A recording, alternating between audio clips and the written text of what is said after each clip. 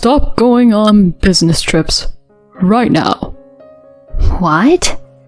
What are you talking about? If I did that, it would inconvenience a lot of people. So, it's okay to inconvenience me? You think dumping all the housework on me is fine? I never said that. Plus, you barely do any housework when I'm away. Shut up! How many times do I have to tell you not to talk back to me? Anyway, I have to go on these trips. It would cause problems at work if I didn't. If that's the case, then we're getting a divorce. Again, with this talk.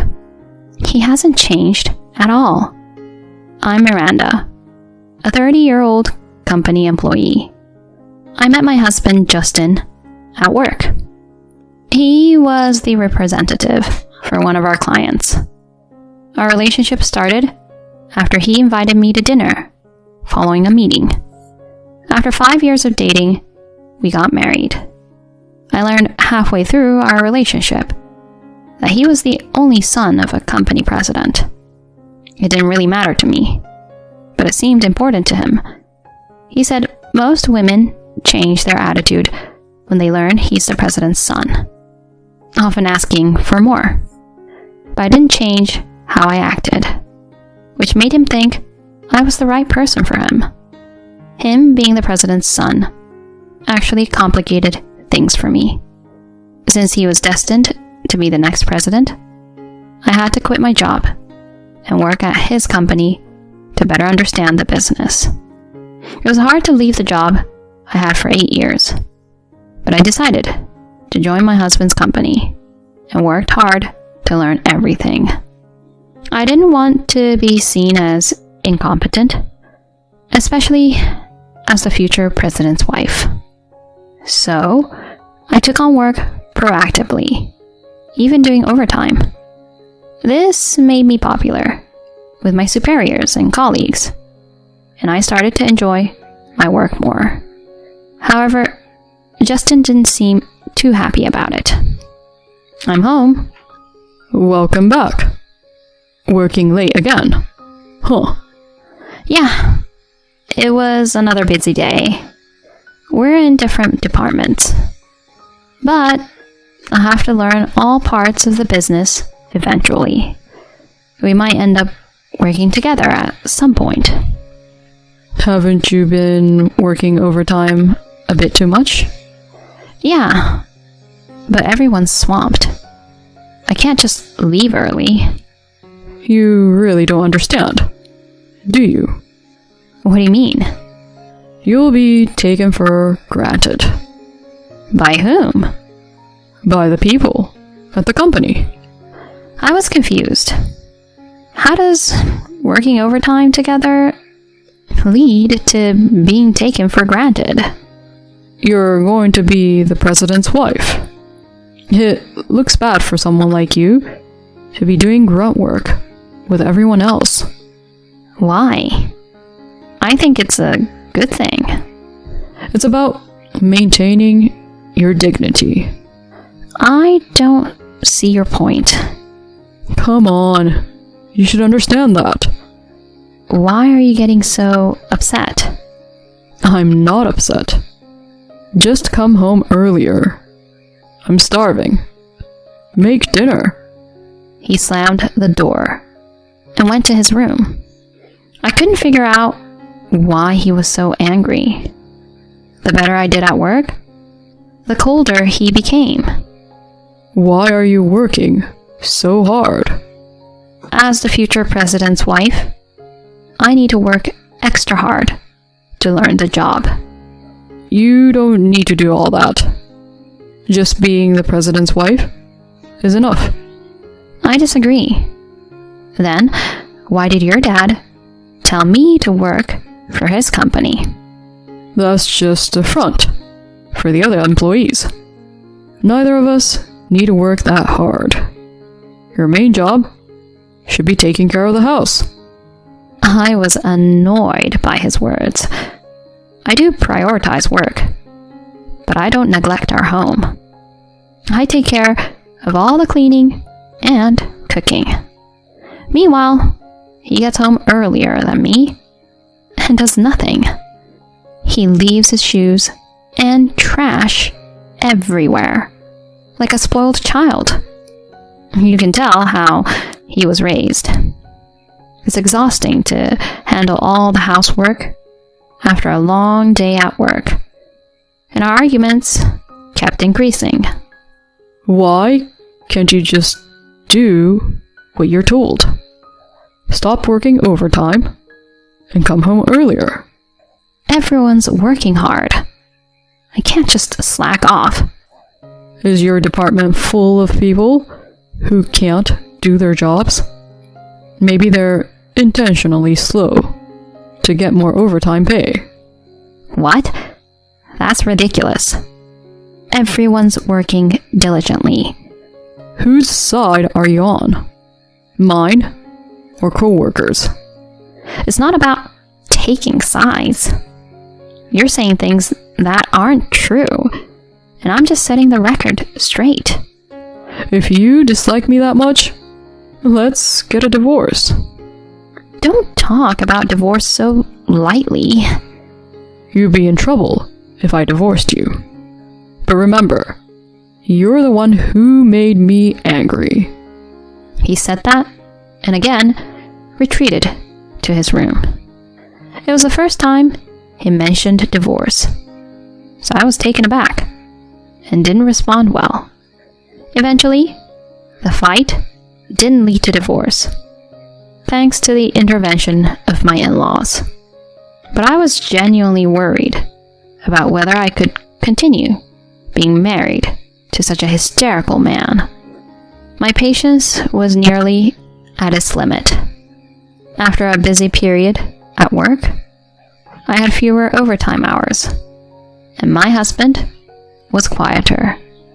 But then, as I started traveling more for business due to a new project, I had to be away from home for 3 to 4 days a month, sometimes even a week. During these times, he was home alone, and he began to complain about my trips. Why do you have to go on so many business trips? I can't help it. It's part of my job. You're just accompanying others, right? Smiling and nodding beside them. Why do you need to go? What are you talking about? I'm the one in charge, and I'm the one dealing directly with the clients. I'm doing a lot of work and coordinating meetings. Don't lie. You've been at the company for less than a year. How could someone like you be given such important tasks? He wouldn't listen to anything I said and kept complaining about my unnecessary trips. You just want to avoid housework. That's why you volunteer to go, right? His accusations were too much. It was just nitpicking. Think whatever you want. I was tired of fighting head on, so I decided to let it slide. But even that seemed to irritate him, and he confronted me again. You're mocking me, aren't you? I'm not. Yes, you are. Otherwise, you wouldn't act or speak like that. Oh my god. This is so annoying. Let's just end this conversation. Annoying? What do you mean, annoying? Don't mess with me. Annoying to talk to your own husband? Don't get too cocky. You wouldn't become a president's wife if you hadn't married me. Whether your life is a success or a failure depends on me. His outrageous statements were unbelievable. Could such a person really become the next president? Stop going on business trips right now. What are you talking about? If I did that, it would inconvenience a lot of people. So, It's okay to inconvenience me? You think dumping all the housework on me is fine? I didn't say that. Besides, you don't do any housework while I'm away. I always end up doing everything when I get back. Shut up. How many times do I have to tell you not to talk back to me? Anyway, I have to go on these trips. It would cause problems at work if I didn't. If that's the case, then we're getting a divorce. Again with this talk. He hasn't changed at all. In the end, we fought, and I went on a 3-day business trip the next day. When I returned home, I expected the house to be a mess and to receive an earful from him. I felt depressed as I unlocked the door. But when I entered, the house was as clean as when I had left. I thought my husband had cleaned it. Maybe he had finally listened to me. But my happiness was short-lived. I found a piece of paper and a note on the living room table. A divorce paper. And the note had a message from him. This is your fault. I'm serious about divorcing. I've gone back to my parents' house. If you don't want a divorce, come and apologize. What is this? He left divorce papers and just left. And his part was already filled out. Perfect! I was more delighted than I had been in recent times. I immediately filled out my part and submitted it to the office. With my parents' help, I moved my belongings back to my home. I had successfully left the house. Justin called a few times. He was probably impatient because I hadn't come to his parents' house yet. I ignored his calls and went to the office. I then went to see the president, my father-in-law, and afterwards, we went to his house together. You finally showed up. Why are you ignoring my calls? What's your problem? Exactly. How dare you act like this as a daughter-in-law? Don't get too full of yourself. Hey. What kind of way is that to talk? Dad? Why are you here? Why are you with her? They hadn't realized. My father-in-law, Nate, was behind me and had been rude to me. It seems what Miranda said was true. Dad? I don't know what she told you, but she never listens to me. Right? You know it too, Dad. She's slow at work, volunteers for unnecessary business trips just to avoid housework, and does whatever she wants. Fire her from the company. Make her focus on housework at home. His self-centered words were unbelievable. I decided to stay quiet and let Nate handle it. Justin, you're really hopeless. Miranda has earned tremendous trust from her colleagues in the same department. She's very capable. That's why she's trusted with important business trips. And you? What about you? Barely working, always slacking off, harassing female employees, asking them out, causing trouble. Moreover, you leave work right at quitting time and never do overtime. I've received complaints about you, not only from your department, but from others as well. I can't let you continue to damage the company's reputation just because you're my son. It's not Miranda who should be fired. It's you.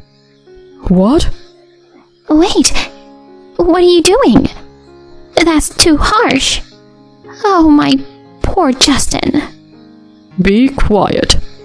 It's because you always coddle him that he's become so entitled. I know I'm partly to blame too. I tried to discipline him whenever necessary, but every time I did, you undid it by buying him games, clothes, whatever he wanted. That's why my lectures never sank in. If you continue to spoil him like this, you'll have to leave this house too. That would be a problem. Dad, what am I supposed to do if I'm fired? I can't do housework, and being a stay-at-home husband would be embarrassing. Stay-at-home husband? What are you talking about? What? Miranda has already filed the divorce papers you presented to her. What? Hey, Miranda, why did you do something like that on your own? Oh, your note said you were serious about wanting a divorce. I felt the same way, so I filed the papers with mutual consent. You're kidding. The one who's been joking is you. Do you have any idea how much unreasonable treatment she has endured from you? Miranda, I'm truly sorry for my foolish son. No, Nate, it's not your fault. The house you and Justin were living in is in my name. I'll cancel it right away. What? What am I supposed to do? I've arranged a good job for you through an acquaintance. You can go there. It's a live-in position. Really? Dad, you do care about me. That's great, Justin. So, what kind of job is it? It's farm work in the countryside of Texas. They're short of men, so you'll be valuable there. What? No, you're kidding. I'm a man of my word. You're leaving tomorrow. I've even booked your flight ticket. No, I don't want to go there. Then, I'll have no choice but to disown you. Wait, would you really do that to your only son? If you don't like it, go work on the farm. Don't come back until you've changed your attitude. But, Mom, say something. Help me out here. His mother, having just been warned by her husband not to coddle her son any longer, averted her eyes, unable to offer help. In the end, my ex-husband was sent off to rural Texas the next day. The place apparently doesn't even have Wi-Fi. He's now stuck in a land with only large insects and elderly folks doing farm work from dawn to dusk. Having always relied on money and modern gadgets and chased after women, this situation must be quite tough for him. It's a true case of just deserts. As for me, I continued with my current job, working hard. I recently got a promotion and now earn more than I did at my previous job. I plan to keep working diligently, building my career and skills.